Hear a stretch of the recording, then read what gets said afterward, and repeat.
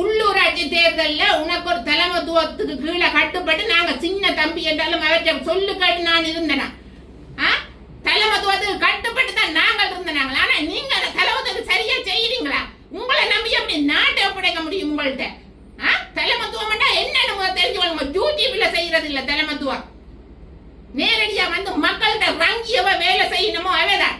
உள்ளூராட்சி தேர்தல் இது வந்து அரசியல் இல்லை, இது வந்து கிராமங்களுக்குள்ள நாங்கள் கட்டுற இந்த வரிய பணத்தை எங்களுக்கு திருப்பி வர போகுது.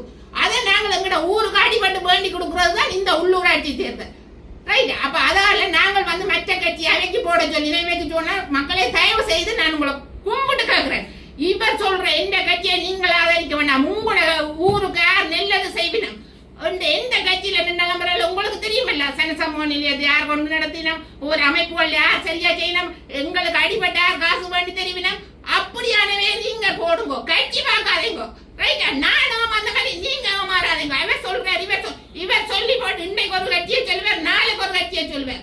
நாங்கள் முட்டாளா இருக்கிறோம். எங்களை முட்டாளாய் கொண்டு இவர் வெளிநாட்டுல காசுலயே அந்த பணம் பண்ற. ஆனா எங்களுக்கு வாய்ஸ் மெசேஜ் அனுப்பியிருக்கு, அவசரம் காசு போடுங்க. எங்கட தொகுதியில இருந்து அந்த தம்பி 40,000 இது காசு போட்டிருக்கிறார். ஒவ்வொரு தொகுதியில இருந்து கொடுத்திருக்கிறேன் காசு. அப்ப நீங்கள் எங்களையுமே மாத்தி வெளிநாட்டுல இருக்கிற புலமேந்த வெளிநாட்டுல இருக்கிறவையும் ஏமாறுறீர்கள். அதை முதல் வெளிநாட்டுல இருக்கிற புரிஞ்சு கொள்ளுங்க. இவருக்கண்ட ஒரு தனி இது உருவாக்கி கலைக்கிறீர்கள் டெய்லி. இதெல்லாம் வெட்டி வேலை. நீங்கெல்லாம் இவரை வளர்த்து விட்டு இருக்கீங்க. பாட்டு உருவாக்குனீங்க, இதாண்டிய எல்லாம் செய்து இவரை வளர்த்து விட்டு அடிமட்டத்தில் இருக்க அப்பாவி மக்களை நம்ப வைக்கிறீங்க. சரியா?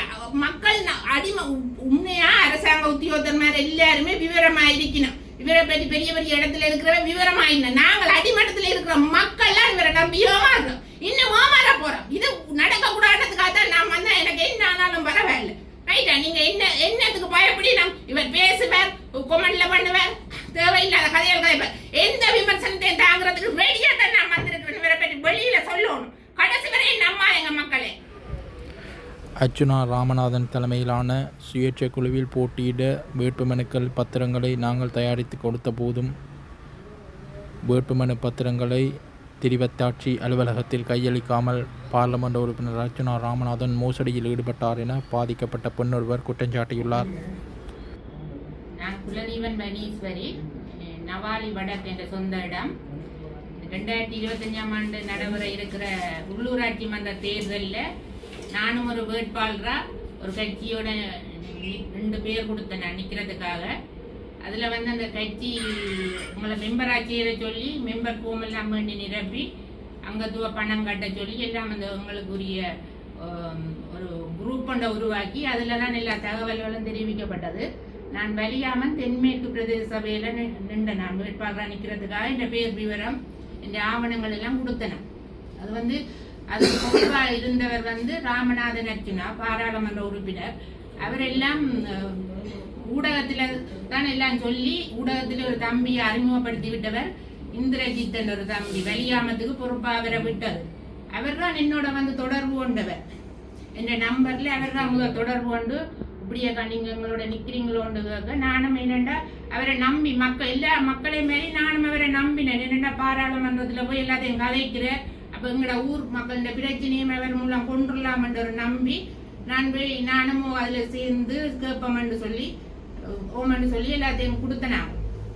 கொடுத்த டைம்ல அவை அந்த குரூப்பை உருவாக்கின உடனேயே நாங்கள் கருத்து போட முடியாம குரூப்பை அவை முக்கியமான அவை 3 பேரும் தான் அதுல போடலாம். அர்ச்சுனாவும் கௌசல்யா அந்த லட்சியன் என்ற தம்பி 3 பேரும் தான் அதுல கருத்துக்கள் அவைண்ட இதுகளை மட்டும்தான் போடினா அவங்கள கருத்துக்களை கேட்கறதுக்கு எங்களுக்கு அதுல ரெண்டேக்கு எனக்கு ஒரு லைட்டா அதுலயே சந்தேகம் வந்துட்டுது. ஏனுமே எப்படி மறைக்கணும் அதை நாங்கள் எங்களோட கருத்தை வெளியிட முடியாம இருந்தது. அப்ப எங்கள்கிட்ட வந்து அந்த தம்பி தான் எல்லா ஆவணங்களையும் வாங்கிட்டு போறார், சைன் எல்லாத்தையும் எங்கள்கிட்ட வேண்டிட்டு போனேன். நான் அப்ப கேட்கிறேன், தம்பி நாங்கள் இதை உதவி செய்யணுமோ என்று சொல்ல இல்லையா கதவை இல்லையா நான் அப்ப அவரை நாங்க சந்திக்கணும், இப்ப உங்களை சந்திப்பேன் எல்லாத்தையும் நான் கேட்கிறேன். கேட்க சொன்ன இல்லையாக்கா அவர் நேரம் இல்லாம ஓடி திரியிறாரு. ஆனா ஊடகத்துலதான் சொல்றாரு ஆக்கள் இருக்கணும்னா ஆக்கள் பற்றாக்குறை இருந்தது. ஆக்கள் பற்றாக்குறை நான் ஓடி திரிகிறேன் 100 கீழ் ஓடி இந்த பக்கத்துல நான் வடக்கு கிழக்குக்கெல்லாம் போய் கேட்கிறேன். செய்யக்கூடிய பிள்ளைகள் இருக்கிற பொம்பளை பிள்ளைகள் எல்லாம் கேட்க ஓமண்டு சொன்ன பிள்ளை அடுத்த நாள் அந்த உறவினர்கிட்ட விசாரிச்சிருக்கிறா. அப்படி அர்ச்சனா பற்றி விசாரிக்கிறா. அவர் சொல்லிட்டு பேசுவார், நல்லவர் தான், நான் பேசி இதை கிளச்சி விட்டுறேன், நீங்க எதன்னா அந்த புள்ள அடுத்த நேரம் விடிய போன் எடுத்து சொல்லுது, ஐயோ நாங்க வரே இல்லை, அவர் பேசுவாராம், கடைசி வரையும் நான் வர மாட்டேன்லாம் சொல்லிட்டு. அப்ப நான் இல்லாடா அந்த கடைசியா ஆக்கள் பற்றாக்குறையில நான் இந்த மகள் படிக்கிற மகள் இவற்றை இதெல்லாம் ஆக்கள் பற்றாக்குறைக்காக கொடுத்தனேன். அப்படி கொடுத்து இல்லாட்ட இதெல்லாம் போமெல்லாம் வேண்டி சைன் பண்ணிட்டு அவங்களோட சைனும் அவர் கடையில தான் வந்து வேண்டிட்டார். கடையில தான் எல்லாம் வேண்டி போட்டு நான் கடைசி நாளும் கேட்கிறேன், காசு கட்ட கடைசி நாள்ல அந்த காசு பற்றாக்குறை வேறு வாய்ஸ் மெசேஜ் போடினோம். வாய்ஸ் மெசேஜ் சொல்லு போட்டவே காசு பற்றாக்குறையா இருக்கு, எல்லா வேட்பாளரும் காசை போடும்போ காசு பற்றாக்குறையா இருக்குன்னு கடைசி நாள் 19ஆம் தேதி தான் முடிவு டேட், அதுக்கிடையில போடும்போ நீங்க வேட்பாளர் இல்லாத பட்சத்துல இந்த காசு திருப்பி தரப்படும். நானும் என்ன செய்தேன், உடனே காசு இல்லையா உடனே மாறி கொண்டு போய் 5000 ரூபாய அக்கௌண்ட்ல அந்த லட்சியன் என்ற தம்பி தன் அக்கௌண்ட் நம்பர் எல்லாத்தையும் குரூப்ல போட்டிருந்தவர் கொண்டு போய் அந்த காசு 5000 ரூபாயும் போட்டுட்டு வந்தேன். அப்ப காசு நாங்கள் இன்னத்துல பாக்குறோம்டா இந்த கட்சி இது எல்லாத்தையும் அவர் யூடியூப்ல தான் பார்க்க வேண்டி கிடக்கு, ஊடகத்துல எல்லாத்தையும் சொல்றாரு, அதை பார்த்து பார்த்து தான் தெரிய வேண்டி கிடக்கு. கடைசி நாளும் அந்த முதல் நாள் வந்து சைன் பண்ணி கேட்கிறேன், தம்பி நாங்க வரணும் இல்லோ வர தேவையில்லை இல்லையாக்கா, நீங்க வர தேவையில்லைன்னு அந்த தம்பி எல்லாத்தையும் சொல்லி போட்டு வேண்டி கொண்டு போயிட்டு கடைசியா என்னண்டா அந்த 12 மணி ரிஜெக்ட் டேட் முடியுது, 20ஆம் தேதி க்ளோசிங் டேட்ன்றது எங்களுக்கு தெரிய இல்லை. அப்ப இரவு 6 மணிக்கு யூடியூப்ல அர்ஜுனாண்ட யூடியூப்ல வருகுது, பார்த்தா ரிஜெக்ட் சொல்லப்படுது, வலியாமன் ரிஜெக்ட். எனக்கு பெரிய ஒரு இடி விழுந்த மாதிரி தலையில. அப்ப நான் என்ன உடனே இந்த தம்பிக்கு போன் எடுத்து கேட்கிறேன், என்ன தம்பி ரிஜெக்ட் சொன்னேன், என்னண்டு நீரனா சொல்லல, 7 மணிக்கு தான் நான் அறிகிறேன். அப்ப எடுத்து கேட்டா, ஓ மக்கா ஃபைல் ஒன்றும் அங்கே கொடுபடே இல்லை, நாங்கள் யூஎஸ் கோர்ட்டில் ஒரு கௌசல்யா இரவு 7:30க்கு தங்களுக்கு வந்து நிற்க சொல்லி தங்களுக்கு மெசேஜ் அனுப்பினவா, காலமே வந்து நில்லுங்கோட்டு நாங்கள் 3 பேர் வலிகாம மேற்கு வடக்கு தென்மேற்கு 3 இதுல பொறுப்பா நின்றது, அவைய 3 பேரும் தாங்கள் போய் யூஎஸ் கோர்ட்டில் காலமேல இருந்து வெயிட் பண்ணினது. இவை 11:45 வரையும் வரே இல்லையா, கூப்பிட வரே இல்லையன்றதும் தாங்கள் வந்து கட்டசியா ஒன்றும் செய்யலாம அந்த ஃபோமோல தாங்கள் எல்லாம் நிரப்பி ரெடிக்க பண்ணி வச்சிருந்ததா. 11:45 அடிக்கிற டாக்டருக்கு அடிக்க அவர் சொல்றாரு, உங்க செய்றீங்க வாங்க கொண்டு 11 அப்ப நாங்க 11:45 போய் நீங்க என்ன செய்ய முடியும் அங்க அங்க கொண்டு போனா அங்க ஃபைல் உள்ளுக்கு போகவே இல்லை, 12 மணிக்கிட்டே ஆச்சு. யூஎஸ் கோர்ட்டில இருந்து இப்ப கச்சேரிக்குள்ள போகவே 12 மணி ஆயிடும். அப்ப 12 மணி கொண்டு எப்படி கொடுக்குறதுன்னு நான் வேற பேசி போட்டு 3 பேருக்கு எல்லாருக்கும் வாய்ஸ் மெசேஜ் போட்டு விட்டேன், இப்படித்தானே எங்களுக்கு பதில் சொல்லுங்க, இதை நான் சும்மா விட போறது இல்லையண்டு நான் டென்ஷன் ஆகி கட்டி போட்டு. அவர் பிரகாஷ் என்றவர் வடமராட்சிக்கு இதா இருக்கிறார், கருத்துறை இதுல வேட்பாளராக இருக்கிறவர், அவர் தான் என்ன முக்கியமா இதுக்குள்ள கொண்டு வந்ததை அவர் நீங்க நில்லுங்க, நான் ஆட்கள் பற்றாக்குறை சொல்றேன், நான் நம்ம நிக்க இல்லை, எனக்கு வேணாம், எனக்கு வேற ஒரு இதுல நான் எனக்கு வெறும் வாய்ப்பு, இது மக்கள் என்ன இந்த முகத்துக்கு போடுற ஓட்டு நான் இந்த ஊர் மக்களுக்கு செய்யணும்ன்றதுக்காக தான் இதுக்கு நிற்கணும். இல்ல நில்லுங்கோ, ஆக்கள் இருக்கணும், நீங்க இதண்டாதீங்க நிக்கணும். நாங்க பார்த்தா ஒரு தரம் இல்லை, அவருக்கு ஒரு தரம் அதுக்கு பிறகு போன் அடிக்கணும்ல நாங்கள் எடுக்க. அப்ப நான் என்ன செய்தேன்டா, அடுத்த நாள் பேசி போட்டு வச்சுட்டேன். அடுத்த நாள் தேர்தல் ஆணையாளர்கிட்ட போனேன், வெள்ளிக்கிழமை போய் அவ்வளவு அங்க போகத்தான் முழு உண்மையும் எனக்கு தெரிய வந்தது. இப்ப ஃபைல் கொடுக்கவே இல்லை, அங்க உள்ளுக்கு போகாம இல்ல, ரிஜெக்டும் இல்லை. ஃபைல் உள்ளுக்கு போனா தான் ரிஜெக்ட்னு சொல்லுவீங்க. கேட்டேன், நம்ம கடிதம் இதன் கொடுத்தனீங்களோ சார், இல்ல ஏனண்டா அர்ஜுனாவை கூப்பிட்டு தேர்தல் ஆணையாளர் ஒரு 2-3 நாளைக்கு முந்தையே காசு கட்ட போன இடத்த அப்பெல்லாம் விளங்கப்படுத்தி இருக்கிற தேர்தல் ஆணையாளர், இப்பெல்லாம் நீங்க உங்களோட தனி பேர்ல காசு கட்ட முடியாது, சுயேட்சை குழுவில் தான் இதோனும். அப்ப தனித்தனி இது பாராளுமன்ற தேர்தல் மாதிரி இல்ல, உள்ளூராட்சி தேர்தல் இந்த சட்ட திட்டங்கள் வேறு. அப்ப அதால நீங்க கட்ட முடியாத காசு அப்ப 2 பேரையும் நிறுத்தி வச்சு வடிவ கௌசல்யாவையும் ராமநாதன் அர்ச்சனாவையும் வச்சு விளங்கப்படுத்தி இருக்கிறேன். அப்ப ராமநாதன் அர்ச்சனாட்ட நான் ஒரே ஒரு கேள்வி கேட்கிறேன், நீங்கள் இவ்வளவு விவரமான நீங்கள் பாராளுமன்றத்தில் இந்த பட்ஜெட்டுக்கு எல்லாம் புத்தகம் படிச்சு விளங்கப்படுத்துறீங்க, இந்த ஒவ்வொரு டிசிசி மீட்டிங்கா போய் ஒவ்வொரு அதிகாரியும் கேள்வி கேட்கறீங்க, உங்களுக்கு தெரியாத இந்த ஒரு சின்ன விஷயம் போம் நிரப்புறது எப்படி, ஆக்கள் காசு கட்டிடுறது எப்படி, உங்களுக்கு வடிவா செய்ய முடியும். 4 நாளைக்கு முந்தைய உங்களுக்கு இந்த விவரம் எல்லாம் தெரிஞ்சிருக்கு. அப்ப உங்களை கூப்பிட்டீங்களா, நாங்க உங்களை நம்பி நின்ற வேட்பாளர்களை ஒரு இடத்த கூப்பிட்டீங்களா, கூப்பிடல, திட்டமிட்டு ரிஜெக்ட் பண்ணி இருக்கிறீங்க வெளியாமத்தை. நான் அப்படித்தான் சொல்றேன், நான் இன்றைக்கு வந்தது இந்த மக்கள் இவரை நம்பி இருக்கிற மக்கள், நான் எனக்கு 2 வாய்ப்பு கிடைச்சது, நான் அதை விட்டுட்டு இங்க வந்து இவையோட நின்றது இந்த ஊர்ல இருக்கிற மக்கள் சொன்ன காரணம் ராமநாதன் அர்ச்சுனா தான் மாகாண சபையில பெருவாரக்கா நீங்க இவரோட நில்லுங்க உங்களுக்கு நான் ஓட்டு போடுவேன். அப்ப ஒவ்வொரு குடும்பத்திலும் 20 ஓட்டு நான் மக்கள் சொல்றதான் கேட்டு வந்தேன். ஆனா இன்னைக்கு அந்த மக்களை நீங்கள் ஏமாத்துறீங்க. நீங்க ஏமாத்த நாங்கள் இனி நான் ஏமாந்துட்டேன் பரவாயில்ல. அந்த மக்களை ஏமாற விடக்கூடாதுக்காக தான் நான் இந்த வந்திருக்கிறேன். சரியோ நான் அவ்வளவு தூரம் அவங்களை ஏமாத்தி போட்டீங்க. நீங்க அவ்வளவு உங்களுக்கு ஒரு ஃபோன் நிரப்புறது இல்லை உடனே கூப்பிட்டு எங்களை கதைச்சு வடிவாத நிரப்பி சரி டைம் பார்த்தாண்டா இல்லை உங்களுக்கு பேட்டி கொடுக்குறதுக்கு அவ்வளோ டைம் ஒவ்வொரு நாளும் வந்து 2 போட்டு பேட்டி கொடுக்குறதுக்கு எடுக்கிற டைமை எங்களை கூப்பிட்டு கதைச்சு ஒரு ஃபோன் நிரப்புறதுக்கு எடுத்துருக்கலாம். முதல் அனுபவம் சொல்லி தட்டி கலைக்கிறீங்க. ரிஜெக்ட் சிம்பிளா சொல்லிட்டு போறீங்க. உங்களுக்கு இந்த தேர்தல் முக்கியம் இல்லாத ஆனா உங்களுக்கு கிராமங்கள் மட்டங்கள்ல இருக்கிற எங்களுக்கு இது முக்கியமான தேர்தல். கிராம மட்டங்கள்ல எவ்வளவு தேவைப்பாடுகள் இருக்கு அவ்வளவு பிரச்சனை இருக்கு. ஒரு அதிகாரியை சும்மா ஒருங்கிணைப்பு எங்களோட டிவிஷன்ல நடக்கிற ஒருங்கிணைப்பு குழு கூட்டத்துக்கு நாங்க போக முடியாம இருக்கு. ஏன்னா எங்களுக்கு தெரியப்படுத்துறேன் அதிகாரிகள் மத்தியில அவ தங்களுக்கு ஏற்றாக்களை கூப்பிடுன்னு. அப்ப நாங்கள் அதுக்குள்ள போறதுக்கு எனக்கு இது ஒரு வாய்ப்பு. நான் உள்ளூராட்சி தேர்தலில் போனா எனக்கு அந்த ஒரு வாய்ப்பு தெரிய வரும். அப்படியான ஒரு சந்தர்ப்பத்தை எதிர்பார்த்து தான் நான் நின்று நான் கட்டேன். நான் இதுக்கு போவேன் எனக்கு ஒரு இது இருந்தேன். கடைசியில ஏமாத்தி போட்டு இப்ப சிம்பிளா கையை விரிச்சிட்டு சொல்றீங்க புல விட்டுட்டேன்னு என்ன மன்னிச்சு கொள்ளுங்க. நீங்க ஊடகத்துல தான் அரசியல் செய்யறீங்க. உங்களை நம்பி நாங்கள் எப்படி வர முடியும்? நான் அதான் ஊடகத்திலேயே வந்து உங்களை கேள்வி கேட்கிறேன். அதுக்கு பிறகு நான் சரி டாக்குமெண்ட்ஸ் தாங்கன்னா அதுக்கு பிறகு சட்டம் கழிக்கிறீங்க. டாக்குமெண்ட்ஸ் உங்களோட கட்சியில நான் நிக்க விரும்பவே இல்லை. உறுப்பினரா நீங்க அண்டைக்கு உடனே இவ்வளவு விமர்சனங்களை தாங்கின கௌசல்யா என்ன அண்டைக்கு இந்த நோமினேஷன் ஃபைல் எல்லாம் டேட் முடிஞ்ச பின்னேரம் சொல்லப்படுது அரசியல் இருந்து நான் விலத்துறேன். எங்களை பேக்காடுறீங்களா? இப்ப நாங்கள் எப்படி உறுப்பினர் ஃபார்ம்ல சைன் பண்ணி இருக்கிறோம். கௌசல்யாவை செயலாளர் ஆயிட்டு அர்ச்சனாவை தலைவர் ஆயிட்டு தான் நான் சைன் பண்ணி இருக்கிறேன். அப்ப என்ன நாங்கள் உங்களை ஏற்றுக்க முடியும்? எங்க செயலாளர் எங்க கட்சி எங்க வந்து நாங்கள் கடிதம் தாரது உங்களை ஹோட்டல் ஹோட்டலா தாடுறதா? அப்படி இன்னும் கடைசியான சாவச்சேரிக்கு வந்து நான் உங்களை சந்திட்டேன். அப்பதான் என் போன் நம்பரை பண்றீங்க போன்ல கலைக்கிறான். ஏன் என்னோட நேரம் கலைக்க உங்களுக்கு 5 நிமிஷம் டைம் இல்லை.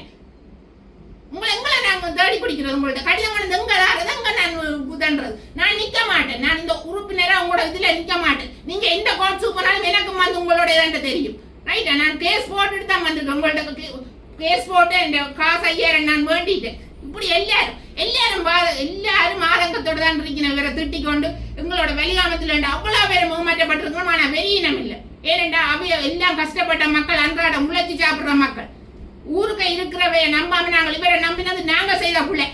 சரி எங்களோட இருக்கிற மக்கள் எங்களோட இருக்கிற வேட்பாளர் எங்களோட இருக்கிற கட்சிகளை நாங்க நம்பாம உங்களை நம்பி ஏமாந்துட்டோம். ஆனா இது எனக்கு ஒரு படிப்பினை. எங்களோட மக்களுக்கும் இது ஒரு விழிப்புணர்வு வெறும் மட்டத்துக்காக தான் நான் வந்திருக்கிறேன். எல்லா மக்களும் இது ஒரு இதாண்டி போட்டு என்ன செய்யணும்டா நீங்க இவர் சொல்றது ஓட்டு போடாதீங்க. இவரை நம்பி ஓட்டு போடாதீங்க. 2 தேர்தல் இவர் ஒரு தலைமத்துவம்டா எப்படி இருக்கணும்? பாராளுமன்றத்துல நீ 10 பேர் என்ன 10 பேரை தலைத்துவத்தை நடத்த முடியாத நீ வந்து எப்படி ஒரு கட்சியை நடத்துவாய்?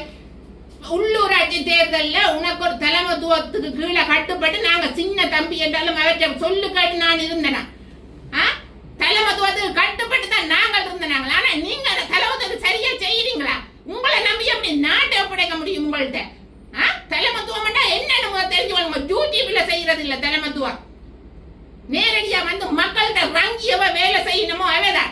உள்ளூராட்சி தேர்தல் இது வந்து அரசியல் இல்லை. இது வந்து கிராமங்களுக்குள்ள நாங்கள் கட்டுற இந்த வரிய பணத்தை எங்களுக்கு திருப்பி வர போகுது.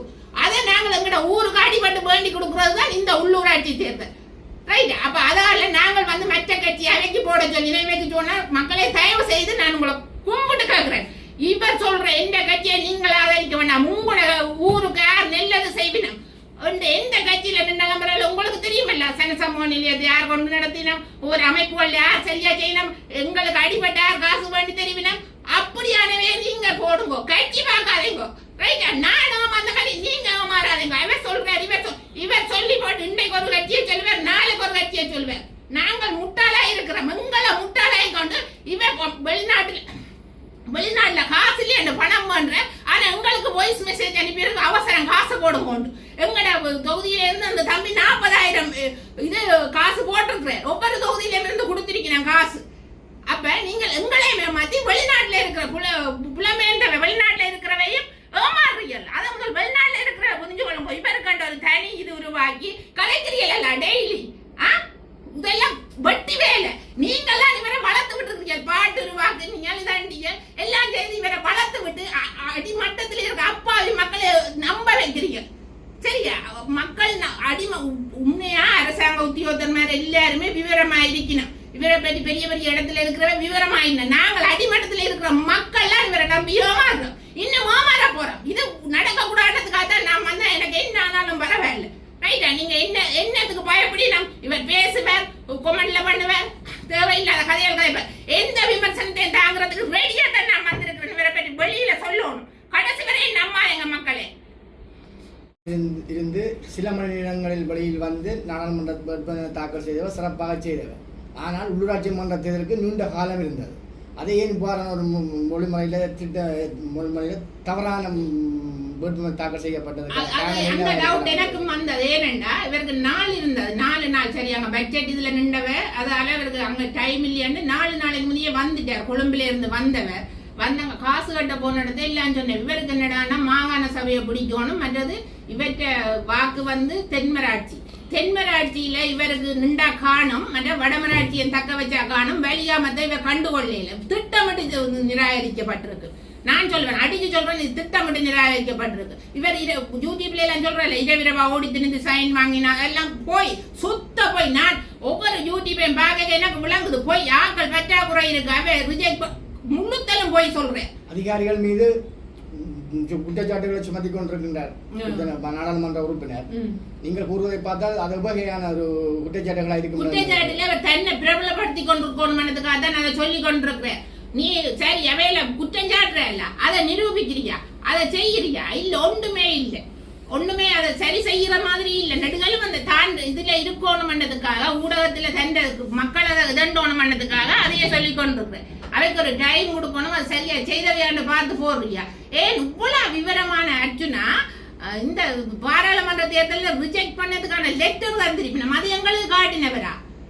காட்டையில அவைய ரூல்ஸ் இந்த வாட்ஸ்அப் குரூப்ல இணைக்கேலி என்றது அது உண்மை. 16ஆம் தேதி காசு கட்டினா அந்த தலைவர் மேற்ற பேர்லாம் கட்டப்பட்டிருக்கு. ராமநாதன் அர்ஜுனா பேர்ல காசு கட்டேலாதன்னு ஒவ்வொரு பிரிவிலையும் இருக்கிற பொறுப்பான தம்பியாக்கள் பேர்கள்லாம் காசு கட்டப்பட்டிருக்கு. அதையே எங்களுக்கு தெரியப்படுத்தல. இப்படித்தான் கேட்க போறோம். அது வந்து அவைக்கு சில நேரம் சின்ன மாறலாம். மூசி கட்சி என்றது கொடுக்க போறது இல்லை எல்லாருக்கும். மேல போட்டி இருந்தா 2 பேர் கேட்டா அது குழுக்கள் முறையில தான் போடும். நான் அவளாம் போய் விவரம் அறிஞ்சிருக்கிறேன். அப்ப நீங்கள் எல்லாம் உடனுக்குடனே தெரியப்படுத்துற, நீங்கள் பாராளுமன்றத்தில் நடக்கிறதெல்லாம் யூடியூப்ல தெரியப்படுத்துனீங்க. ஏன் எங்களுக்கு இதெல்லாம் தெரியப்படுத்த இல்லை?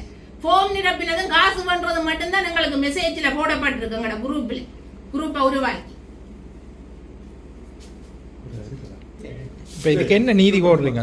ஒரு மோசடியானவர், இவரை இனிமேல் நம்ப கூடாது மக்கள் என்றதுதான் என்ற உண்மையான கருத்து. நாங்க மக்கள் எங்களுக்கு இருக்கிற பிரச்சனையெல்லாம் நாங்களே பேஸ் பண்ணணும். ஏனென்றா மற்றவையை நம்பிதான் நாங்கள் இன்றைக்கு இந்த நிலைக்கு வந்திருக்கிறோம். அதே ஒரு பெரிய தலைவர் உங்களுக்கு எல்லாருக்கும் தெரியும், அவரே சொல்லி இருக்கிறார், மற்றவையெல்லாம் பழிய சுமத்து இதாண்டி அவை செய்வினம் கொண்டு போட்டு இருக்காது எங்க மக்களே. நாங்கள் எங்கட பிரச்சனைக்கு நாங்கள் முகம் கொடுத்து நாங்கள் தண்டோணும். ரைட்டா? இதுதான் என்னுடைய இது. மக்கள் நீங்க யோசிச்சு இந்த கட்சி என்று பார்க்காம இது உள்ளூராட்சி தேர்தலில் யார் சரியா செய்வினம் என்று உங்களை ஊருக்கு இருக்கிற யார் சரியா செய்யணுமோ அவைக்கு வாக்க போடுங்கொண்டு கேட்டுக்கொண்டு நிறைவு செய்யுது.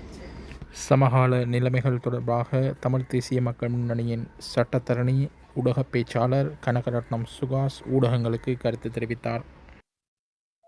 தமிழ் தேசிய மக்கள் முன்னணியினராகிய நாங்கள் எங்களுடைய கொள்கை நிலைப்பாடுகளை ஏற்று ஒற்றையாட்சியை நிராகரித்து தமிழ் மக்களுக்கு தமிழ் தேசம் அங்கீகரிக்கப்பட்ட ஒரு சமஷ்டியைத்தான் தீர்வாக ஏற்போம் என்றும், ஈழத்திலே அரங்கேறிய இனப்படுகொலைக்கு சர்வதேச விசாரணை மட்டும்தான் தீர்வாக அமையப்பெற முடியும் என்றும், காணாமலாக்கப்பட்ட உறவுகளுக்கு ஒரு சர்வதேச விசாரணை வேண்டும் என்றும் வலியுறுத்தி எங்களோடு இணைந்திருக்கின்ற தமிழரசு கட்சியிலிருந்து பிரிந்த ஜனநாயக தமிழரசு கட்சியின் மூத்த சட்டத்தரணி KV தவராசா ஐயா அவர்கள் தலைமையிலான அணி மற்றும் மூத்த சட்டத்தரணி ஸ்ரீகாந்தா ஐயா மற்றும் அண்ணன் சிவாஜிலிங்கம் தலைமையிலான தமிழ் தேசிய கட்சி, அண்ணன் ஐங்கரநேசன் அவர்களுடைய தமிழ் தேசிய பசுமை இயக்கம் மற்றும் தமிழ் மக்கள் கூட்டணியிலிருந்து விக்னேஸ்வரன் ஐயாவோடு இருந்து கொள்கை முரண்பாட்டால் வெளியேறிய மதிப்பார்ந்த அருந்தவபாலன் ஐயாவினுடைய அணி ஆகிய அனைவரையும் ஒன்றிணைத்து தமிழ் தேசிய பேரவையாக சைக்கிள் சின்னத்திலே வடகிழக்கெங்கும் போட்டியிடுகிறோம். இம்முறை மக்களுக்கு உண்மை மிக தெளிவாகிவிட்டது. ஜனாதிபதி தேர்தலிலும் பாராளுமன்ற தேர்தலிலும் ஜேவிபியும் அனுரகுமாரவும் சுட்ட வடை இம்முறை வடகிழக்கில் பொரியாது அவியாது. மக்கள் மாயையிலிருந்து விலகிவிட்டார்கள். அதை உறுதிப்படுத்துவது போல் சம்பவங்கள் அரங்கேறி கொண்டு வருகிறது. முந்த நாள் ஜேவிபியினுடைய ஒரு எம்பி மருத்துவர் பவானந்த ராஜா அவர்கள் ஒரு கருத்தை முன் வச்சிருக்கிறார் மீட்டிங்ல. என்ன கருத்து என்றால், திஸ்ஸ விகாரையை அகற்றுவது தொடர்பாக அறிக்கை அனுப்பினாலும் மேல்மட்டத்தில இருந்து பதில் வராதாம். நாங்கள் டாக்டர்கிட்ட கேட்கிறோம், பிறகு என்னத்துக்கு டாக்டர் மரியாதை கெட்டு அற்பமான எம்பி பதவிக்காக தமிழினத்தை அழிச்ச ஜேவிபியோட ஒட்டி கொண்டிருக்கிறீர்கள்? ஒட்டிபிக்கு டாக்டர் பவானந்த ராஜா, சகோதரர்கள் ரஜீவன் மற்றும் இளங்குமரன் ஆகியோர். வடகிழக்கில் 8 எம்பி இருக்கு. இந்த 8 பேரும் வந்தது ஒரு அரசியல் விபத்து. அந்த 8 பேரும் தாங்கள் செய்த பாவத்துக்கு பரிகாரம் தேடுறதுக்கு ஒரு சந்தர்ப்பம் கிடைச்சிருக்கு. உடனடியாக இந்த 8 பேரும் ஜேவிபியில இருந்து வெளியேறி தமிழினத்தை காட்டி கொடுப்பதை நிறுத்த வேண்டும். நேற்றைய தினம் யாழ்ப்பாணத்துக்கு விஜயம் செய்த பிமல் ரட்நாயக்க வவுனியால வச்சு அறிவிச்சிருக்கிறார், அரசியல் கைதிகளை உடனடியாக விடுவிக்க முடியாது என்று. அவருக்கு பக்கத்துல வெக்கம் கெட்டு தமிழ் உறுப்பினர்கள் பதவிக்காக ஒட்டி கொண்டிருக்கிறார்கள். அவர் பேட்டி கொடுத்த அதே நேரமும் இருக்கிறார்கள். யாழ்ப்பாணத்துல இருந்து டாக்டர் பவானந்த ராஜா, ரஜீவன், இளங்குமரன் என்று 3 பேர் இவைய வச்சு கொண்டு ஜேவிபி அறிவிக்குது அரசியல் கைதிகளை விடுவிக்க முடியாது, தமிழர்களுக்கு ஒரு சர்வதேச விசாரணையை நடாத்த முடியாது. இதுக்கு பிறகுமே ஜேவிபியோடு நிக்கிறீங்க. இந்த ஜேவிபி யார்? யுத்தத்தின் இறுதி கட்டத்துல மஹிந்த ராஜபக்சவை உசுப்பேத்தி அவரோடு சேர்ந்து முள்ளிவாய்க்காலில் தமிழர்களை முடிச்ச கட்சி, இனப்படுகொலைக்கு பொறுப்பு கூற வேண்டிய கட்சி. அதுவும் டாக்டர் பவானந்த ராஜா வெக்கமில்லாமல் சொல்றார், தாங்கள் அறிக்கை அனுப்பினாலும் மேலிடத்துல இருந்து பதில் வராது. அப்ப உங்களுடைய அறிக்கைக்கு மதிப்பு இல்லாத, உங்களுடைய அறிக்கைக்கு பதில கூட தர முடியாத இவர்கள் என்னோட தமிழ் மக்களுக்கு ஒரு தீர்வையோ அல்லது நல்லதையோ செய்ய போயினோம். டாக்டர், நீங்கள் சிந்திக்கணும். அற்ப பதவிக்காக தமிழினத்தை அடகு வைக்காதீர்கள். இந்த உள்ளூராட்சி மன்றங்கள்ல ஜேவிபியோட சேர்ந்து போட்டியிட்டு தமிழினத்தை காட்டி கொடுப்பதற்கும் ஒரு கூட்டம் வெளிக்கிறது. இது வேதனையான உண்மை. இப்ப வந்த புதிய இளைஞர் யுவதிகளுக்கு, இப்பதான் 20-21 வயசு நிரம்பி இருப்பவர்களுக்கு கடந்த காலங்கள் தெரியாது, ஜேவிபியினுடைய உண்மை முகம் தெரியாது. அவர்கள் படுபாதகர்கள், தமிழினத்தை அழித்தவர்கள். தமிழினத்தை மாத்திரம் இல்லாமல் தங்களுடைய சொந்த சிங்கள சகோதரர்களை கொலை செய்தவர்கள்லாம் ஜேவிபி. இவர்கள் இப்பொழுது என்பிபி என்ற ஒரு சாயத்தை பூசிக்கொண்டும் அது மக்களை ஏமாற்றுவதற்கு வந்திருக்கிறார்கள். தேர்தலுக்கு முதல் சொன்னார்கள், தாங்கள் வந்தவுடன் மதுபான அனுமதி பத்திரங்களை சட்டவிரோதமாக பெற்றவர்களுடைய விவரங்களை வெளிப்படுத்துவோம் என்று. எங்க வெளிப்படுத்தினார்கள்? மக்களை ஏமாற்றினார்கள். இப்பொழுது சொல்லுகிறார்கள், உள்ளூராட்சி தேர்தலுக்கு பிறகு ஏப்ரல் 21 இடையில ஈஸ்டர் குண்டு தாக்குதலினுடைய சூத்திரதாரிகளை அதை வெளியேறிவினமா. ஏன் இப்ப வெளியேறதுக்கு உங்களுக்கு என்ன பிரச்சனை, என்ன தடை? நீங்கள் தானே ஆட்சியில் இருக்கிறீங்க. யாழ்ப்பாணத்துல இருந்து 3 எம்பி ஜேவிபியில இருக்கு. 3 பேர்ட்ட மூச்சையும் காணையில. ஒரு தினம் பார்த்தா நேற்று பஸ் ஸ்டாண்டுக்குள்ள விளக்கு மாத்தால தண்ணிய தடவி கொண்டிருக்கிறான்.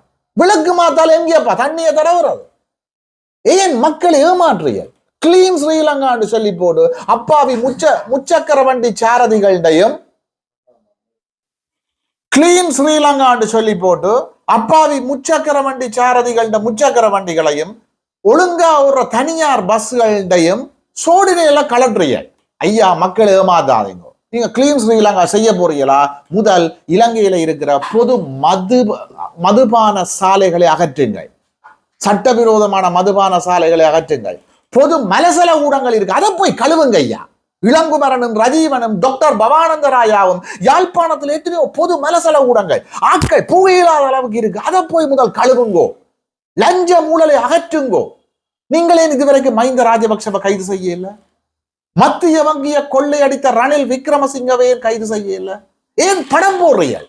யோசித்த ராஜபக்சவை கைது செய்து கூட அடுத்த நாள் பிணையில விடுறீங்க. நாமல் ராஜபக்சவை விசாரணைக்கு கூப்பிடுறீர்கள், இன்னும் கைது செய்யல. மஹிந்த ராஜபக்சவை கைது செய்யல, கோத்தபாய ராஜபக்சவை கைது செய்யல, ரணில் விக்ரமசிங்கவை கைது செய்யல. திமிங்கிலங்களை எல்லாம் தப்ப விட்டுட்டு நெத்தலியலை கைது செய்து படம் போடுறீங்க. இவர்களுடைய படத்துக்கு தமிழ் மக்கள் முடிவு கட்ட வேண்டும். நாங்கள் ஜேவிபிக்கு பகிரங்கமாக சவால் விடுறோம். எமது மண்ணில இருந்து கொண்டு தமிழ் மக்களை ஏமாத்தி கொண்டிருக்கிற, பேக்காட்டி கொண்டிருக்கிற கடற்றொழில் அமைச்சர் ராமலிங்கம் சந்திரசேகரை பார்த்து கேட்கிறேன், அமைச்சர் அவர்களே, நீங்கள் யாழ்ப்பாணத்தில் இருந்து படம் போடாமல் முடிந்தால், உங்களுடைய கட்சிக்கும் அனுரகுமாரவுக்கும் முதுகெலும்பு இருந்தால், இலங்கையை கொள்ளையடித்த, பொருளாதாரத்தை வங்குரோத்தாக்கிய ராஜபக்சே குடும்பத்தை கைது செய்து சிறையில் அடையுங்கள். மஹிந்த ராஜபக்சவை கைது செய்யுங்கள், பெசில கைது செய்யுங்கள், கோத்தபாயவை கைது செய்யுங்கள். மத்திய வங்கிய கொள்ளையடித்த ரணில் விக்ரமசிங்கவை கைது செய்யுங்கள், ரவி கருணாநாயக்கவை கைது செய்யுங்கள். இவர்களை எல்லாம் கைது செய்வதற்கு வக்கில்லாத உங்களுடைய அரசாங்கம் திமிங்கிலங்களை தப்ப விட்டுட்டு நெத்தலிகளை கைது செய்து படம் போடுகிறீர்கள். யோசித்த ராஜபக்ச பாட்டி, 90 வயது நிரம்பிய பாட்டி, பொல்லு பிடிச்சு நடக்க இயலாத பாட்டியை கொண்டு போய் கைது செய்யற மாதிரி நாடகம் போடுறீங்க. ஏன் மஹிந்தவை கைது செய்ய முடியாதா? உங்கள்ட்ட தானே 400 ஃபைல் இருக்குன்னு தூக்கி காட்டினீர்கள். அந்த ஃபைல் எங்க? 400 ஃபைல்ல 4 ஃபைலு கண்டாலும் தீர்வை கொடுத்தீங்களா? இல்லை. ஆகவே ஜேவிபியினுடைய படத்துக்கு தமிழ் மக்கள் முடிவு கட்ட வேண்டும். நாங்கள் முடிவு கட்டுவோம். வடகிழக்கில் உண்மையான மாற்றம் இந்த முறை உள்ளூராட்சி தேர்தலோடு தொடங்கும். காணாமலாக்கப்பட்ட உறவுகளினுடைய கோரிக்கையை வரவேற்கிறோம். அதுக்கு நமது ஆதரவையும் தெரிவிக்கிறோம். அதாவது சகல இராணுவ தளபதிகளுக்கும், இனப்படுகொலை இராணுவத்தை சேர்ந்த அத்தனை பேருக்கும் உலக நாடுகள் அனைத்தும் தடை விதிக்க வேண்டும். ஐக்கிய நாடுகள் சபை தடை விதிக்க வேண்டும். இவர்களினுடைய சொத்துக்களை, பொருளாதார மூலங்களை முடக்க வேண்டும்.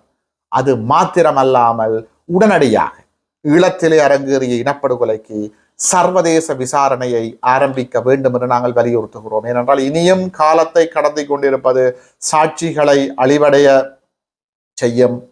கண்கண்ட சாட்சிகள் மரணமடையக்கூடிய அபாயம் இருக்கிறது. ஆதாரங்கள் அழிவடையக்கூடிய, சிதைவடையக்கூடிய அபாயம் இருக்கிறது. ஆகவே உடனடியாக ஒரு சர்வதேச விசாரணையை ஆரம்பிப்பதோடு ஒரு சில இராணுவ தளபதிகளுக்கு மாத்திரமல்லாது இனப்படுகொலையோடு சம்பந்தப்பட்ட அத்தனை இராணுவ தளபதிகளுக்கும் தடை விதிக்க வேண்டும். அந்த நேரத்தில் அவர்களுக்கு கட்டளையிடுகின்ற அதிகாரிகளாக இருந்தவர்கள், பொறுப்பு கூறுகின்ற நிலையில் இருந்த அமைச்சர்கள், பிரதமர், பாதுகாப்பு அமைச்சர், ஜனாதிபதி போன்ற அனைவருக்கும் எதிராக உடனடியாக தடைகளையும் பொருளாதார தடைகளையும் விதிக்க வேண்டும் என்று நாங்கள் கூறுகிறோம். நீங்கள் கேட்டது போல இந்த வதை முகாம்களை எடுத்து பார்த்தீர்கள் என்றால், தமிழினத்துக்கு எதிராகவே பல வதை முகாம்கள் நடாத்தப்பட்டிருக்கிறது. வடகிழக்கிலும் பல இராணுவ முகாம்களில் உத்தியோகப்பற்ற வகையிலே பல சித்திரவதை கூடங்கள் நடாத்தப்பட்டிருக்கிறது. திருவோணமலையிலே கடற்படை முகாமிலே பலரை இரகசியமாக கடத்தி வைத்திருந்ததாக கூட தகவல்கள் வெளியாகி இருந்தது. ஆகவே சகல வதை முகாம்கள் தொடர்பாகவும் விசாரணைகள் நடாத்தப்பட்டு குற்றவாளிகள் தண்டிக்கப்பட வேண்டும். ஆனால் எங்களுக்கு நன்றாக தெரியும், தமிழர்களுக்கு இந்த அரசு ஒருபொழுதுமே நீதி வழங்கப் போவது கிடையாது. அதனால் தமிழர்கள் சர்வதேச நாடுகளிடம் மீண்டும் கேட்கின்றார்கள், உடனடியாக ஒரு சர்வதேச விசாரணையை ஆரம்பிக்குமாறு. அவர்கள் மாத்திரமல்ல, தமிழ் தேசிய மக்கள் முன்னணியும் அதைத்தான் நினைக்கின்றது. அதாவது தமிழ் மக்கள் இனப்படுகொலை புரியப்பட்ட இந்த மே மாதத்திலே, இனப்படுகொலை உச்சம் பெற்றிருந்த இந்த மே மாதத்திலே இனப்படுகொலைக்கு காரணமானவர்களையும் அதற்கு முண்டு கொடுத்த ஜேவிபி போன்ற தரப்புகளையும் தமிழ் மக்கள் தமிழர் தாயகத்திலிருந்து வாக்குகளால் விரட்டி அடிக்க வேண்டும்.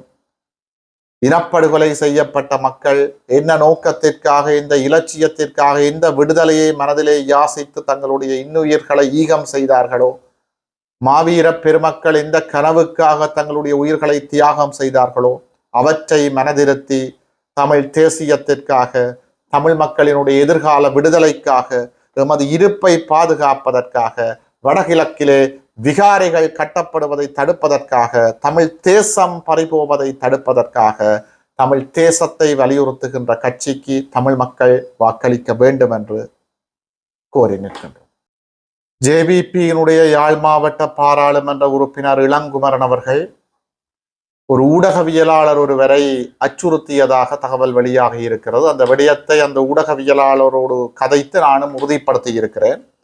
அதாவது கடைசியாக யாழ்ப்பாணத்திலே நடைபெற்ற கூட்டத்திலே மின்சார சபையினுடைய பொறுப்பான அமைச்சர் இந்த நாட்டுக்கு 24 மணித்தியாலமும் மின்சாரத்தை கிடைக்கச் செய்வோம் என்று கூறி சில நிமிடங்களில் மின்சாரம் தடைப்பட்டிருக்கிறது. இது அவர்களுக்கு ஒரு பெரிய அவமானமாக மாறியிருக்கிறது. இந்த உண்மையை ஒரு ஊடகவியலாளர் தனது முகப்புத்தகத்திலே எழுதியிருக்கிறார். அதை பார்த்த ஜேவிபியினுடைய பாராளுமன்ற உறுப்பினர் தம்பி இளங்குமரன் அவர்கள் உசுப்பேறி அந்த விடயத்தை ஒழுங்காக ஆராயாமல் அந்த ஊடகவியலாளரோடு முரண்பட்டு அச்சுறுத்தி இருக்கிறார். உண்மையை சொல்ல போனால் இந்த ஜேவிபியினுடைய பாராளுமன்ற உறுப்பினர்கள் விசேடமாக வடகிழக்கிலிருந்து தெரிவு செய்யப்பட்டவர்கள், அதுவும் யாழ்ப்பாணத்திலிருந்து தெரிவு செய்யப்பட்டிருக்கின்ற மூவரும் உள்ளூராட்சி சபைகளிலே உறுப்பினர்களாக இருப்பதற்கு கூட தகுதியற்றவர்களாக இருக்கிறார்கள். இவர்களுக்கு உள்ளூராட்சி சபையில இருக்கிறதுக்கு கூட தகுதி இல்லை என்பது வேதனையான உண்மை. இந்த 3 பேரும் இதுவரைக்கும் பாராளுமன்றத்தில் எழுவாய் பயனிலையோடு ஒரு வசனத்தை ஒழுங்காக தமிழ்ல காய்ச்சது கிடையாது. அதுவும் தம்பி இளங்குமரன் அன்றைக்கு ஒரு இடத்துல காய்க்கிறார், தமிழ் மக்கள் தங்களுக்கு இதண்டா நாங்கள் இதண்டு ஒரு மாதிரி அந்த பிரச்சனையை இதண்டுவோம் என்றார். எனக்கு விளங்கையில தம்பி என்னத்தை கதைக்கிறார், அந்த வசனத்துல 3 இதண்டுவோம் என்றார். பிறகு ஒரு இடத்துல சொல்றார் இலங்கையின் மொத்த சனத்தொகை 2,20,000 என்று சொல்றார். இதுக்கு முதலும் இவ்வாறு பல சிறுபிள்ளைத்தனமான கருத்துக்களை முன் வச்சிருக்கிறார்.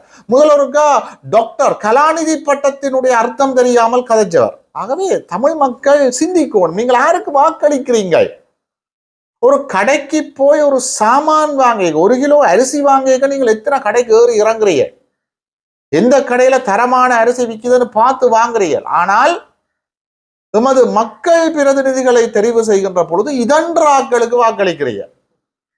நீங்கள் பிழையாக இதண்டால் அவங்களும் இப்படித்தான் தண்டுவாங்க. எங்கட மக்கள் சிந்திக்கணும். உண்மையில் இது எமது மக்கள் இழைத்த ஒரு தவறு. அதனுடைய விளைவைத்தான் என்று எமது மக்கள் எதிர்கொண்டிருக்கிறார்கள். அது வேதனையான உண்மை. மக்கள் தவறழைத்து விட்டார்கள் என்பதற்காக நாங்கள் வெறுமனே மக்களை குற்றஞ்சாட்டி கொண்டிருக்க முடியாது. மக்களுக்கு உண்மையை சொல்லணும். ஆகவே தமிழ் மக்களே, இவர்களை போன்ற உள்ளூராட்சி மன்றத்தில் கூட உறுப்பினர்களாக இருப்பதற்கு தகுதியற்ற உறுப்பினர்களை நீங்கள் பாராளுமன்றத்துக்கு அனுப்பியது போன்ற வரலாற்று தவறுகளை வர இருக்கிற உள்ளூராட்சி மன்ற தேர்தலிலும் செய்துவிடக் கூடாது. பெலிகாமம் கிழக்கு பிரதேச சபையின் முன்னாள் தவிசாளர் தியாகராயா நீரோஸின் ஊடக சந்திப்பு யாழ் ஊடக மையத்தில் இன்றைய தினம் இடம்பெற்றது. இதன்போது அனுரகுமார திசாநாயக்க தலைமையிலான தேசிய மக்கள் சக்தி அரசாங்கத்தின் கீழ் இராணுவமயமாக்கல் முன்னெடுக்கப்படுவதாக குற்றம் சாட்டினார்.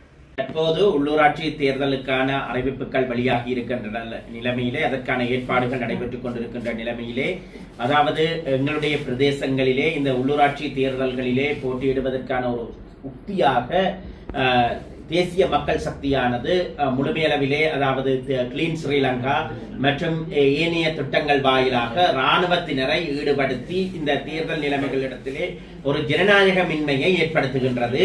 அதே நேரத்திலே இவர்கள் அபிவிருத்தி என்று சொல்லிக்கொண்டு, அதாவது மக்களிடத்திலே ஒரு மாயையை ஏற்படுத்துவதற்கான தோற்றப்பாட்டை காட்டிக் கொண்டிருக்கின்றார்கள். இந்த இடத்திலே நாங்கள் ஒரு விடயத்தை தெளிவாக சுட்டிக்காட்ட விரும்புகின்றோம்.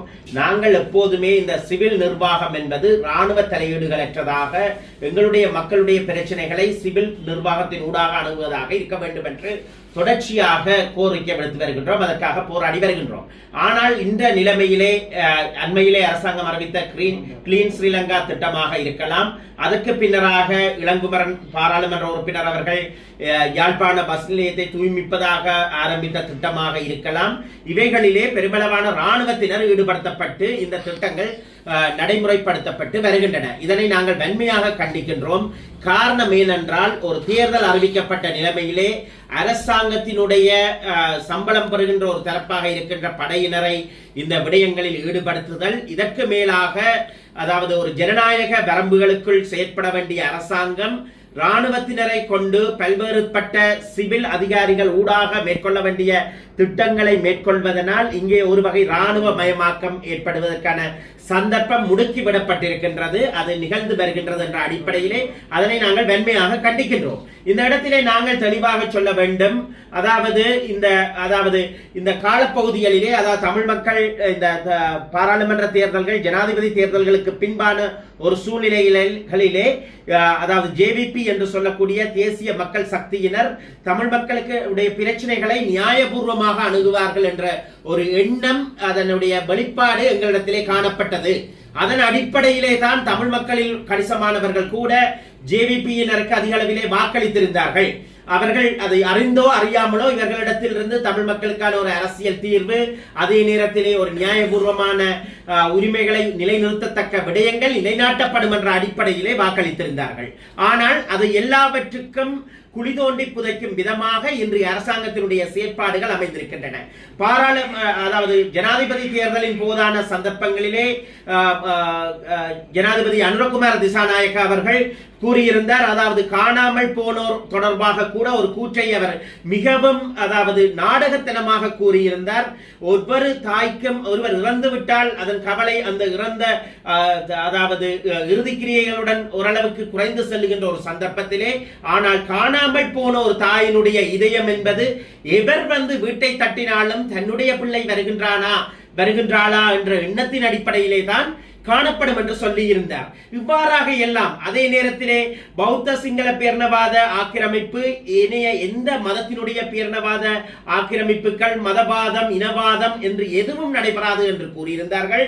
ஆனால் அவர்கள் பதவியேற்றதன் பின்னரான ஒரு சூழ்நிலையிலே தையிட்டி விகாரையினுடைய காணிகள் தொடர்பாக அவர்கள் உண்மைக்கு புறம்பான ஒரு கதையை சொன்னார்கள். அதாவது அந்த காணி உரித்தாளர்கள் அந்த காணிகளை மாற்று காணிகளுக்காக விட்டுக் கொடுக்க தயாராக இருக்கின்றார் என்று கௌரவ ஆளுநர் ஊடாக ஒரு கருத்தை சொன்னார்கள். அதன் பின்பதான சூழ்நிலையிலே அந்த மக்கள் மத விவகார அமைச்சரை சந்தித்து விட்டு வந்திருக்கின்ற ஒரு சூழ்நிலையிலே 48 மணித்தியாலங்கள் கழிவதற்கு முன்னர் அந்த தையிட்டி விகாரையிலே புதிய கட்டுமானங்களுக்கு துறப்பு விழா நடத்துகின்றார்கள். அந்த சட்டவிரோத விகாரைகளை சட்டவிரோதமாக்குதல், இவை அகற்றப்பட முடியாது என்ற நிலைமைகளிலே அரசாங்கம் சென்று கொண்டிருக்கின்றது. இதே நேரத்திலே காணாமல் போனோர் தொடர்பாக எந்த விதமான பதிலளிப்புகளும் இல்லை. பொறுப்பு வாய்ந்த அமைச்சர்கள் சொல்கின்றார்கள் அரசியல் கைதிகள் விடயத்திலே எந்த விட்டுக் கொடுப்பும் மேற்கொள்ளப்பட முடியாது என்று. இவ்வாறாக தமிழ் மக்களுடைய எரிகின்ற பிரச்சனைகள் தொடர்பாக இனப்பிரச்சனை ஒன்றொன்று இருக்கின்ற ஒரு சூழ்நிலையிலே அதற்காக அவர்கள் சொல்லுகின்றார்கள் இங்கே வர்க்க பிரச்சனை மாத்திரம்தான் இருக்கின்றது, முதலாளித்துவ பிரச்சனை மாத்திரம்தான் இருக்கின்றது, இந்த பிரச்சனைகள் எல்லாம் சாதாரணமாக தணிந்துவிடும் என்று. இது எதை ஒத்தது என்று சொன்னால், முன்னைய காலங்களிலே ராஜபக்ஷ அரசாங்கம், அதாவது இது ஒரு நாடு என்ற அடிப்படையிலே இங்கே மாற்று கருத்துக்களுக்கு இடமில்லை, எல்லாமே ஒரு நாடு என்ற அடிப்படையிலே நீதி காலந்தாழ்த்தப்பட்டு செல்ல செல்ல அந்த கோரிக்கைகள் கரைந்துவிடும் என்ற எண்ணத்தில் செயற்பட்டதற்கு ஒப்பானது. அதே நேரத்திலே உண்மையிலே இவர்கள் கடந்த காலங்களிலே தமிழ் மக்களுக்கு எதிராக மிலேச்சத்தனமான யுத்தம் ஒன்றை ராஜபக்ஷ அரசாங்கம் முன்னெடுத்திருந்த காலப்பகுதியிலே இவர்கள் அரசுடன் இருந்தவர்கள், அமைச்சு பதவிகளை வகித்தவர்கள், அதே நேரத்திலே போருக்கு தேவையான இலங்கை இராணுவத்திற்கு தேவையான ஆளணியை கிராமம் சென்று திரட்டியவர்கள் தான் இந்த ஜேவிபியினர். அவர்கள் இன்று தேசிய மக்கள் சக்தி என்ற மூலாம் பூசிய வண்ணம் எங்களுடைய மக்களிடத்திலே பெரும் நன்மை பயப்பவர்களாக சொல்லிக்கொள்ள விரும்புகின்றார்கள். இவற்றை நாங்கள் மறக்கின்றோம். அடிப்படையிலே நாங்கள் இங்கே நீங்கள் சிவில் நிர்வாக விடயங்களிலே இராணுவத்தை கொண்டு செயற்பாடுகளை முன்னெடுக்க விரும்புகின்றீர்கள் என்ற அடிப்படையிலே நாங்கள் உங்களை பார்த்து கேட்கின்றோம். சாதாரணமாக ஒரு யாழ்ப்பாண பஸ் நிலையத்தை தூய்மையாக்க வேண்டுமாக இருந்திருந்தால் நீங்கள் ஒரு பகிரங்க சிரமதானம் மூலம் அதனை செய்திருக்க முடியும். ஆனால் அதனை செய்யாது. அதே நேரத்தில் யாழ்ப்பாண மாநகர சபை அந்த விடயங்களுக்கு பொறுப்புள்ள திணைக்களமாக இருக்கின்றது, அதிகார சபையாக இருக்கின்றது. அதனிடத்திலே அதை பற்றி தொடர்பு கொண்டு கேட்டிருக்கலாம். மாநகர சபை உதாசீனம் செய்யும் என்றால் உங்களுடைய ஜனாதிபதியினுடைய பிரதிநிதியாக கௌரவ ஆளுநர் அவர்கள் இருக்கின்றார். அந்த ஆளுநர் ஊடாக ஒரு அறிவித்தலை கொடுத்து அதனை துப்புரவு செய்திருக்கலாம். இது போக நீங்கள் கட்சி தொண்டர்களை பயன்படுத்தியோ அல்லது மக்களை சிரமதானத்துக்கு அழைத்தோ அந்த பணியை மேற்கொண்டிருக்கலாம். ஆனால் அவற்றை எல்லாம் விடுத்துவிட்டு இராணுவத்தினரை இந்த இடத்திலே அழைத்து வந்து இவர்கள் சிரமதானம் செய்கின்றார்கள் என்று சொன்னால் அது இன்று அளவிலே, அதாவது கடந்த வாரம் கூட ராணுவம் இலங்கையிலே இருக்கக்கூடிய ராணுவ அதிகாரிகளுக்கு எதிராக பிரிட்டன் ஒரு தடை உத்தரவை விதித்திருந்தது. அவ்வாறாக மிலேச்சத்தனமான மனித உரிமை மீறல்கள், பாரதூரமான பாலியல் வல்லுறவுகள், தமிழ் மக்களுக்கு எதிரான இனப்படுகொலைகள் என்று புரிந்த பல்வேறுபட்ட குற்றச்சாட்டுகளை உடைய இராணுவத்திற்கு இவர்கள் வெள்ளை அடிப்பதற்கு முயற்சிக்கின்றார்கள். அவர்கள் எந்த சந்தர்ப்பத்திலும் சொல்லுகின்றார்கள், இராணுவத்தினருக்கு எதிரான குற்றங்கள் தொடர்பாக விசாரிப்பதற்கு அவர்கள் தயாரில்லை என்பதை வலுவாக வெளிப்படுத்தி வருகின்றார்கள். நாங்கள் இங்கே ஒன்றை சொல்ல வேண்டும். அதாவது கடந்த காலங்களிலே லலித் குகன் போன்ற இருவர் யாழ்ப்பாணம் ஆவரங்கால் பகுதியிலே வைத்து எங்களுடனும் அவர்கள் இணைந்து பல்வேறுபட்ட பணிகளில் ஈடுபட்டிருந்தார்கள். அவர்கள் கடத்தப்பட்டார்கள். அவர்கள் கடத்தப்பட்டதற்கான காரணம் பற்றி அதிக அளவிலே ஜேவிபியினரும் போராட்டங்களை மேற்கொண்டு வந்தார்கள். அதே நேரத்தில் ஏனைய இடதுசாரி தரப்புகளும் போராட்டங்களிலே மேற்கொண்டு வந்த சரணங்களிலே ஜேவிபியினர் ஒன்றை விளங்கிக் கொள்ள வேண்டும். அவர்கள் தொடர்பாக அன்றைய பொறுப்பில் இருந்த பாதுகாப்பு அமைச்சரவை பேச்சாளர் கெஹலிய ரம்புக்கல அவர்கள் பாதுகாப்பு தரப்பினரிடம் லலித் குகன் போன்றவர்கள் பாதுகாப்பு தரப்பினருடைய கட்டுப்பாட்டில் இருப்பதாக ஐநாவிலே தெரிவித்தார். கொழும்பிலே ஊடகவியலாளர்கள் மத்தியிலே தெரிவித்தார். யாழ்ப்பாணத்திலே நீதிமன்றத்திலே தெரிவித்தார். ஆனால் அந்த ஃபைல்களை கூட தூசி தட்ட முடியாத இயலுமையை கொண்டதா இன்றைய அரசாங்கம் என்று கேள்வி எழுப்ப விரும்புகின்றோம். ஆனால் அங்கே இருப்பது எல்லாம் அடிப்படை காரணம் என்னவென்றால் அவர்கள் இராணுவத்தை காட்டிக் கொடுப்பதற்கு எந்த வகையிலும் தயாரில்லை. எங்களுடைய மக்களுக்கு எதிராக இழைக்கப்பட்ட அநீதிகள் தொடர்பாக பேசுவதற்கோ அது பற்றி செயற்படுவதற்கோ இந்த அரசாங்கம் எந்த தயார் நிலையிலும் இல்லாமல் எங்களுக்கு செய்ய வேண்டிய பொறுப்பு சொல்லுதல்களையும் அதே நேரத்தில் எங்களுடைய இனத்துக்கு சொல்ல வேண்டிய சர்வதேச எங்களுக்கு இருக்கக்கூடிய சர்வதேச ஒத்துழைப்புகளை அழித்தொழிப்பதையும் காலந்தாழ்த்துவதையும் நோக்காக கொண்டு பல்வேறுபட்ட சாட்டுப்போக்குகளை சொல்லுகின்றார்கள். ஊழலை ஒழிப்போம் என்று வந்தவர்கள் இன்று ஊழலுக்கான கோவைகளை ஒழிக்கின்ற முயற்சிகளிலே ஈடுபட்டுக் கொண்டிருக்கின்றார்கள். நாங்கள் பகிரங்கமாக குற்றம் சாட்டுகின்றோம். எத்தனை பேரை இந்த அரசாங்கம் கைது செய்தது? இங்கே மாவட்டங்கள் தோறும் மாகாணங்கள் தோறும் தேசிய அளவிலும் ராஜபக்சாக்கள் செய்த ஊழல்களுக்கு இவர்கள் இன்று பாதுகாப்பு அளிக்கின்றார்கள் என்பதுதான் உண்மை. அந்த இடத்திலே இவர்கள் இன்று ராணுவத்தினை கொண்டு பல்வேறுபட்ட சிரமதான திட்டங்களை ஏற்பாடு செய்து சில வீதிகளை அபிவிருத்தி செய்வதாக வரவு செலவு திட்டத்திலே சொல்லிக் கொள்ளுகின்றார்கள். 5000 மில்லியன் ரூபாய் ஒதுக்கப்படுவதாக சொல்லுகின்றார்கள். அவர்கள் எத்தனை கோடிகளை கொண்டு வந்த போதும் இங்கே இருக்கின்ற தேவைகள் என்பது அதிகமாக இருக்கின்றது. அந்த இவர்கள் சொல்லுகின்ற ஒதுக்கீடு என்பது ஒரு 1500 கிலோமீட்டர் வீதிகளுடைய அபிவிருத்தியை மேற்கொள்வதாக சொல்லுகின்றார்கள். இந்த இடத்திலே உள்ளூராட்சி பற்றி சிந்திக்கின்ற ஒவ்வொருவரும் சிந்தித்து பார்க்க வேண்டும். 1500 கிலோமீட்டர் வீதிகளிலே இலங்கையினுடைய வீதி கட்டமைப்பு என்பது வீதி அபிவிருத்தி அதிகார சபை, அதே நேரத்தில் மாகாண வீதி அபிவிருத்தி திணைக்களம், உள்ளூராட்சி மன்றங்கள் என்று அவர்களுக்கான வீதிகள் பகுக்கப்பட்டிருக்கின்றன. அவ்வாறாக பகுக்கப்பட்டிருக்கின்ற நிலைமையிலே உள்ளூராட்சி மன்றங்களை சேர்ந்த வீதிகள் 750 கிலோமீட்டர்கள் அபிவிருத்தி செய்யப்படும் என்று சொல்லுகின்றார்கள். ஆனால் இந்த திட்டங்கள் 5 வருடம் 5 வருட உத்தேசம் உள்ள திட்டங்கள். உத்தேச திட்டங்கள் என்பது எந்த அளவு தூரம் நடந்தேறும் என்பது எங்களுக்கு தெரியாது. மிகச் சின்ன உதாரணம் எங்களுடைய மக்கள் பார்க்க வேண்டும். அங்கே வெல்வெட்டித்துறை பருத்தித்துறை பொன்னாலை வீதியை முன்னர் பசில் ராஜபக்ஷ தலைமையிலானவர்கள் அடிக்கல் வைத்தார்கள். பின்னர் டக்ளஸ் தேவானந்தா தலைமையிலானவர்கள் அடிக்கல் வைத்தார்கள். பின்னர் ஒவ்வொரு தரப்பாக மாறி மாறி அடிக்கல் வைக்கின்றார்களே தவிர வீதிகள் புனரமைக்கப்படவில்லை. அதுபோன்று வெளைப்பாடு கிராஞ்சி பகுதியிலே இருக்கின்ற வீதிகளுக்கு தற்போது ஐக்கிய மக்கள் சக்தியினரும் அதற்கான அடிக்கல் வைப்பதற்கு முயற்சித்திருக்கின்றார்கள். ஆளுங்கட்சிகள் ஆட்சிகள் மாறி மாறி வந்த சந்தர்ப்பங்களில் எல்லாம் அந்த பூனேரி பிரதேசத்திலே இருக்கின்ற வீதிக்கு முயற்சிகள் நடக்கின்றது. ஆகவே மாறி மாறி இவர்கள் மாலைகளுக்கும் தாங்கள் திறப்பு விழாக்களுக்கும் முன்னுரிமை அளிக்கப் போவதில்லை என்று கூறிக்கொண்டு கிராமங்களிலே அடிமட்ட மக்களிடத்திலே சென்று இந்த நடவடிக்கைகளை செய்கின்றார். அண்மையிலே அமைச்சர் இலங்கையினுடைய பிரதம மந்திரி எதிர்வரும் நாட்களிலே யாழ்ப்பாணம் வருவதாக சொல்கின்றார்கள். அதனை அடுத்து ஜனாதிபதி வருவதாக சொல்கின்றார்கள். ஆகவே நாங்கள் இவர்களை பார்த்து ஒன்றை கேட்கின்றோம். நீங்கள் தேர்தல் பிரச்சாரம் என்றால் வருகின்றீர்கள். எங்களுடைய மக்களிடத்திலே காணாமல் போன தாய்மார் எத்தனை ஆண்டுகளாக போராடி கொண்டிருக்கின்றார்கள். அரசியல் கைதிகளுக்காக எங்களுடைய குடும்பங்கள் ஏங்கிக் கொண்டிருக்கின்றார்கள். அவர்களுடைய நாளாந்த காணி விடுவிப்புக்காக போராடி கொண்டிருக்கின்றார்கள். தையட்டி முன்றலிலே நின்று தையட்டி வீதியிலே நின்று எங்களுடைய மக்களும் அரசியல் கட்சிகளும் போராடி கொண்டிருக்கின்றார்கள். இவற்றை பார்ப்பதற்கு வருவதற்கு உங்களுக்கு மனம் இல்லை. மானிப்பாயிலே மக்கள் அது தொடர்பாக கேள்வி கேட்ட போது அதனை குழப்பி சென்றவர், அதற்கு பதிலளிக்காமல் இவற்றுக்கெல்லாம் பதிலளிக்க முடியாது என்று சென்றவர் தான் இந்த பிரதமர் கலாநிதி கருணி அமரசூரிய. ஆகவே இவர் ஒரு கல்வியாளர் என்ற நிலைமையிலே இருந்து தடம் மாறி செயற்படுகின்றார். இந்த இடத்திலே நாங்கள் குற்றம் சாட்டுகின்றோம்.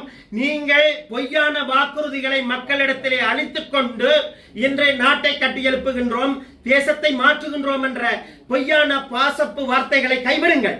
உரும்பிராயிலே இருக்கின்ற ஒரு கற்பக பிள்ளையார் வீதி என்கின்ற உரும்பிராய் வடக்கிலே இருக்கின்ற வீதியை புனரமைப்பது தொடர்பாக அங்கே மண் ஆய்வு செய்கின்றார்களாம் என்று வீதி அபிவிருத்தி அதிகார சபை போன்ற திணைக்களங்களை கொண்டு சென்று ஒரு பிரச்சாரம் நடக்கின்றது. ஆகவே அரசு திணைக்களங்கள் அங்கே துஷ்பிரயோகம் செய்யப்படுகின்றன.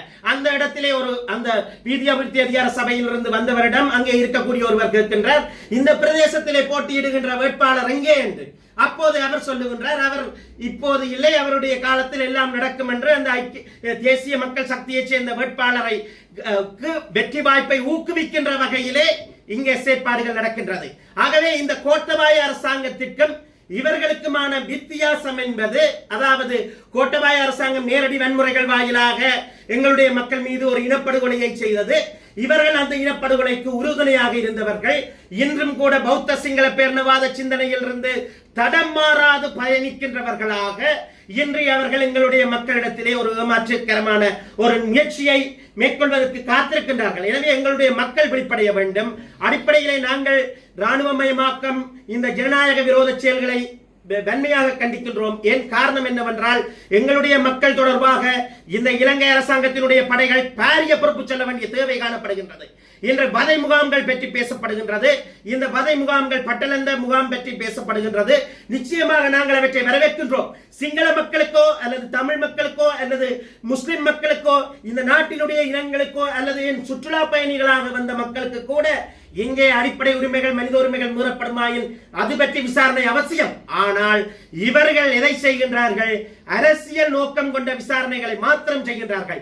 இந்த ஜேவிபியினருக்கு, இந்த ஐக்கிய மக்கள் சக்தியினருக்கு முதுகெலும்பு இருந்தால், இந்த ஜனாதிபதிக்கு முதுகெலும்பு இருந்தால், இந்த பிரதமருக்கு முதுகெலும்பு இருந்தால் நாங்கள் தட்டி கேட்கின்றோம். தமிழ் மக்களுக்கு எதிராக இழைக்கப்பட்ட அத்தனை வதை முகாம்கள் தொடர்பாகவும் சர்வதேச அளவிலே கேட்கப்பட்ட கேள்விகளுக்கு பதிலளியுங்கள். அவர் பற்றி விசாரணைகளை ஆரம்பியுங்கள். இங்கே இருக்கின்ற பாராளுமன்ற உறுப்பினர்களை நோக்கி கேட்கின்றோம். நீங்கள் சொல்லுகின்றீர்கள் மக்களுக்கு என்ன பிரச்சனை என்று முகப்புத்தகத்தில் கருத்திடுமாறு. முகப்புத்தகத்தில் கருத்திடுவதற்கு இது என்ன, அதாவது விளையாட்டு நிலைமையா அல்லது விளையாட்டு திறனா நாங்கள் நடத்துகின்றோம்?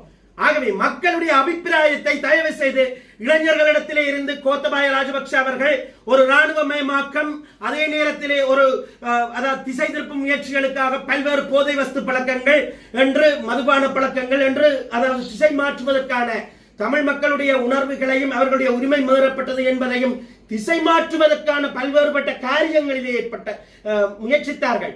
அதனுடைய முயற்சியின் லாபத்தை அவர் அனுபவிக்கவில்லை. ஆனால் இந்த ஜேவிபியினர் அனுபவித்துக் கொண்டிருக்கின்றார்கள். அதன் வாயிலாகத்தான் இந்த ஜேவிபி போன்ற சக்திகளுக்கும் அதே நேரத்திலே தமிழ் மக்களுடைய பிரச்சனைகளை பூதாகரமாக, அதாவது தமிழ் மக்களுக்கும் ஏனைய இனங்களுக்கும் இடையிலே இடைவெளிகளை ஏற்படுத்தக்கூடியவாறு தமிழ் மக்களுடைய கௌரவத்தையும் கலாச்சாரத்தையும் சிதைத்துக் கொண்டிருக்கக்கூடிய அர்ஜுனா போன்றவர்களை இடத்திலும் மக்கள் வாக்களிக்கக்கூடிய தவறான வழிநடத்தல்கள் இடம்பெற்றது. அவ்வாறான நிலைமைகள் இனி ஏற்படக்கூடாது. ஏனென்று சொன்னால், எங்களுடைய மக்கள் தெளிவான நிலைப்பாட்டுடன், தெளிவான அரசியல் கொள்கையுடன் எங்களுடைய தாயகம், தேசியம், சுயநிர்ணயம் என்ற அடிப்படையிலே பயணிக்க வேண்டிய பொறுப்பு இருக்கின்றது. இந்த இடத்திலே அவர்கள் இராணுவத்தினருக்கு எந்த விசாரணையும் இல்லை. அதே நேரத்திலே ஒரு அரசியலமைப்புக்கான தீர்வுகள் இல்லை, அரசியலமைப்பு திருத்தத்தை முன்வைக்கவில்லை.